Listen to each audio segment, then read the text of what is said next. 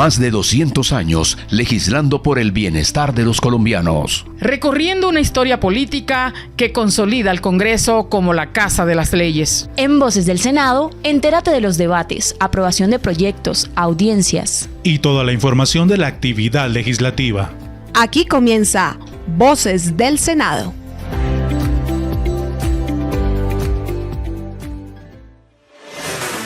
Buenos días, amables oyentes que nos sintonizan a través de las 73 frecuencias de Radio Nacional de Colombia. En una nueva emisión más de Voces del Senado, el espacio donde usted podrá conocer todo lo relacionado con la actividad legislativa. Aprovecho para saludar también a nuestro equipo de trabajo que trae para este día temas de gran coyuntura a nivel nacional, no solo por la elección del magistrado de la Corte Constitucional, sino por iniciativas en materia de servicios públicos, educación y regiones de las cuales estaremos hablando más adelante. Iniciemos. La noticia de la semana fue la elección del magistrado de la Corte Constitucional, donde la plenaria del Senado eligió a Carlos Camargo con 62 votos como nuevo magistrado de la Corte Constitucional. La oposición celebró la victoria del exdefensor del pueblo, mientras que sectores del gobierno aceptaron la derrota. Nuestro periodista Juan Francisco Balbuena nos amplía la información. Esa era la principal idea, era poder hacer una elección transparente, tranquila, pero sobre todo que permitiera que se ajustara a la ley quinta, que es la que nos rige a nosotros. Bueno, pues ustedes lo han oído. Este es Lidio García Turbay, el presidente del Senado, después de la elección de Carlos Camargo Asís como nuevo magistrado de la Corte Constitucional el pasado miércoles en la plenaria del Senado. Pero ¿cómo se llegó a esta decisión y cuál es la importancia de la Corte Constitucional? Se los contamos aquí en Voces del Senado.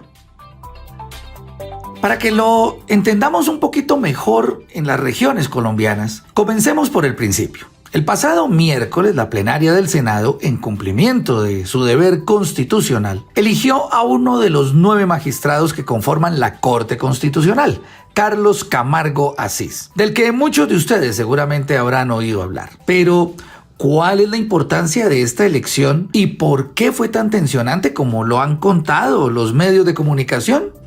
Lo primero es que la Corte Constitucional es la guardiana de la Constitución. Allí se decide si las leyes o cualquier otro tipo de norma que emitan diferentes instancias en el país respeta nuestros derechos y cómo se protegen cuando son vulnerados. En otras palabras, la Corte Constitucional, a donde llegará Carlos Camargo en las próximas semanas, es la encargada de velar que la Constitución política se cumpla.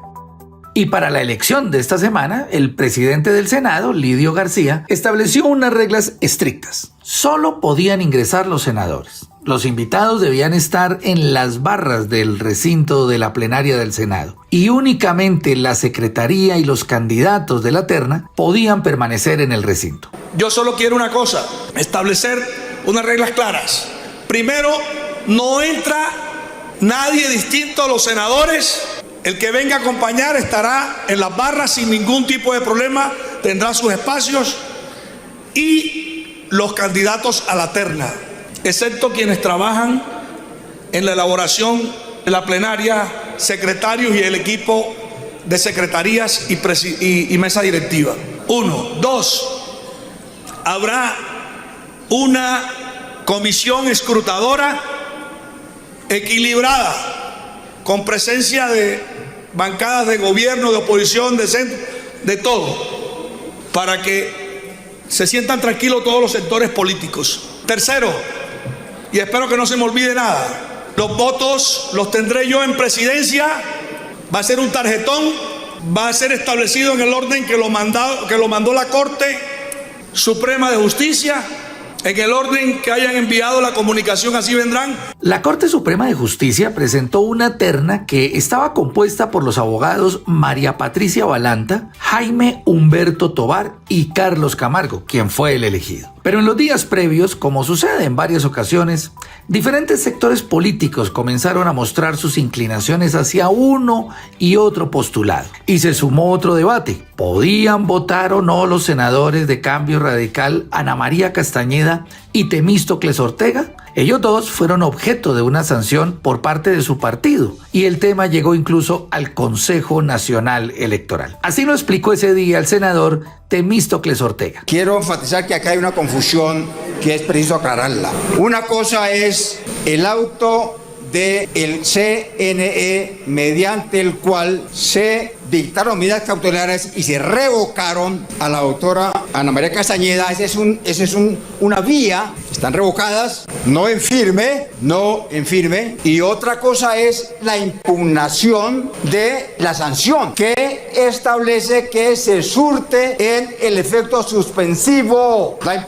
La sanción está suspendida en virtud de la ley por la impugnación. Artículo 11, ley 1475. Y otra cosa es las medidas cautelares. Por lo tanto, la senadora Ana María tiene todas las condiciones para votar. Termino. Mucho ojo con lo que ha dicho el senador Cepeda. Ninguna autoridad administrativa puede limitar derechos políticos de las personas elegidas democráticamente. El mismo miércoles, en la sesión en la que se eligió a Carlos Camargo, el tema se puso sobre la mesa y el presidente García Turbay anunció la decisión de la mesa directiva. Entonces, nosotros, como mesa directiva, que se tiene que sustraer en este caso la senadora Ana María, pues primero que todo no somos jueces, segundo, cada quien se hace responsable si vota o no y por todo lo que pueda venir en adelante. Y a pesar de que algunos medios de comunicación previeron un voto finish, es decir, una votación muy pareja, muy reñida, el resultado final no dejó dudas.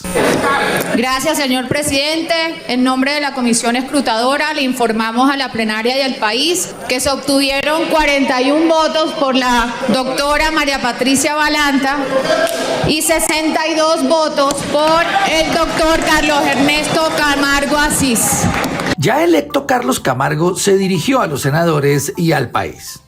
Hoy recibo con inmensa gratitud y con profunda humildad la dignidad de magistrado de la Corte Constitucional. Lo hago con la certeza de que esta no es una distinción personal, sino un llamado al servicio público en su máxima expresión, la defensa de la Constitución. Y así concluyó esta elección. Y si algo destacaron diferentes partidos políticos fue que las medidas de transparencia que implementó el presidente Lidio García Turbay surtieron el efecto esperado y facilitaron que la elección de Carlos Camargo dejara tranquilos a todos los senadores.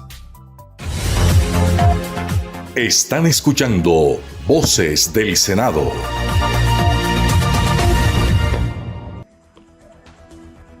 Muchas gracias, Juan. Otro tema importante para los colombianos es la sanción de la ley que elimina los cobros de reconexión en la telefonía celular. Iniciativa del senador Julio Alberto Elías Vidal. Nuestra periodista Olga Materón nos amplía la información. Un gran alivio para millones de colombianos representa una ley que busca bajar significativamente los costos de reconexión por telefonía móvil, fija, internet y televisión. El senador Julio Elías Vidal, del partido de la U, como autor y ponente, nos habla un poco de esta iniciativa. Hemos logrado un hito importante a través de la ley 2485, firmada hace poco por el presidente Gustavo Petro y de mi autoría, que elimina prácticamente los cobros de reconexión en los servicios de telecomunicaciones, internet, televisión y telefonía fija. El proceso de fijación de esta tarifa, según el estudio en curso, podría representar un ahorro de casi 450.000 millones a los colombianos. En los próximos días se espera que las empresas de telecomunicaciones pongan sobre la mesa las observaciones que consideran para así definir la tarifa final. Estos servicios de reconexión que anteriormente o hoy en día cuestan cerca de 30.000, 40.000, 45.000 pesos en algunos casos para las personas que se pasan a veces hasta medio segundo en el pago de su factura, con esta ley yo creo que llegarán a costar hasta menos de 3.000 pesos.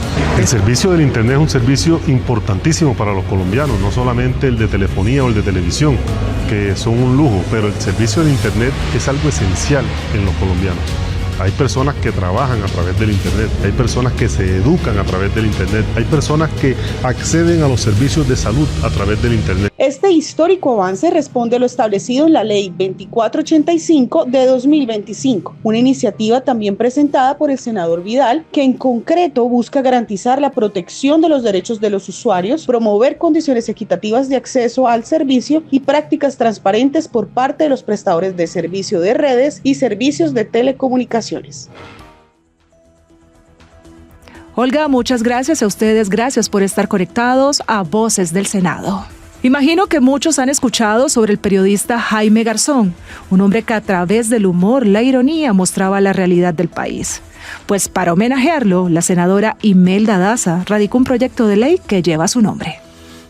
En la Secretaría General del Senado de la República, la congresista Imelda Daza Cotes radicó el proyecto de ley que amplía honores que la nación rinde a la vida y obra del abogado, pedagogo, periodista y analista político Jaime Garzón, al cumplirse 26 años de su asesinato. Jaime Garzón, un hombre con una inteligencia excepcional que se inventó una nueva forma de opinar y hacer política en Colombia, con humor, con ironía y con una profunda sensibilidad social, logró como pocos desnudar las verdades incómodas de este país, evidenciar sus injusticias y poner en tela de juicio a los poderosos que se sentían intocables.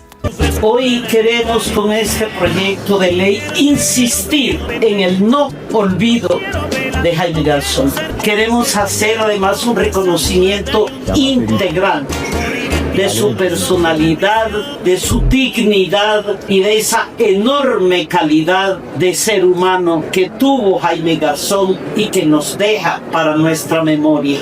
Con cada palabra, con cada gesto y con cada personaje que creó, Garzón nos mostró el rostro de una Colombia olvidada y nos mostró que la risa también puede ser un arma contra la opresión. Su agudeza desarmaba a quienes no tenían argumentos y por eso lo silenciaron, porque frente a su lucidez y su valentía, los dueños del poder se vieron incapaces de confrontarlo con ideas. Hoy su voz cargada de sátira y de verdad sigue siendo un faro que nos convoca a reflexionar sobre la justicia, la paz y la democracia real. Recordar a Jaime Garzón no es un ejercicio de nostalgia, es un acto de resistencia y de compromiso con el país que él soñó, un país más humano, más justo y en paz. La historia reciente de Colombia no puede contarse sin mencionar el nombre de Jaime Garzón Forero, una de las figuras más complejas, carismáticas y profundamente humanas de la vida pública del país en el siglo XX. Su asesinato, ocurrido el 13 de agosto de 1999, fue un golpe brutal no solo contra su vida, sino contra la palabra crítica, el humor inteligente y el compromiso con la paz en medio de un conflicto armado que ha marcado la vida de los colombianos. Y pasando a otros temas, ¿alguna vez usted ha escuchado hablar sobre el proyecto de ley Cero Cacho? Pues esta es una iniciativa de la senadora Karina Espinosa que encendió las redes sociales esta semana. Vamos con nuestra compañera Olga Materón, quien nos explica los detalles de esta polémica iniciativa. La ley Cero Cacho, Cero Violencia de autoría de la senadora Karina Espinosa del Partido Liberal es una reforma a la educación que modifica la ley 115 de 1994 y tiene como propósito, según afirma la legisladora, en un comunicado oficial publicado en sus redes sociales el pasado 2 de septiembre, enfrentar desde la raíz una realidad que está desangrando a las familias colombianas. Esa es la tragedia. A mí los casos reales y las acciones diarias fueron las que me obligaron a hablar de este tema. Ya les comenté que ni siquiera lo tenía en el tema de cero violencia, sino viendo tanto suicidio, tanto homicidio, tanta depresión, tanto problema de salud mental, me llevaron a hablar de este tema. Entonces, violencia de género, violencia contra niños, niñas y adolescentes. Entonces, digamos, ¿qué se buscó acá? ¿Qué dijimos con el cacho? Es toda conducta nociva, perjudicial, incorrecta, cruel que una persona comete. O sea, se le dio una definición. Pero digamos, no es decir, esa definición está mal, vamos a quitarla, vamos a corregirla. Se puede corregir, se puede cambiar. Aquí, de hecho, se coloca esto dentro del proyecto de ley con el fin de educar, que el mismo mensaje educara, porque ustedes saben que a la marihuana y a la droga también se le dice cacho en muchas ciudades. Entonces es asociar esa palabra de cacho a todo aquello que destruye nuestro tejido social. Según el informe Forensis 2023 de Medicina Legal, la principal causa de violencia intrafamiliar son los celos y la infidelidad. Asimismo, reporta que entre el 60% y 70% de los casos de violencia corresponden precisamente a agresiones entre pareja.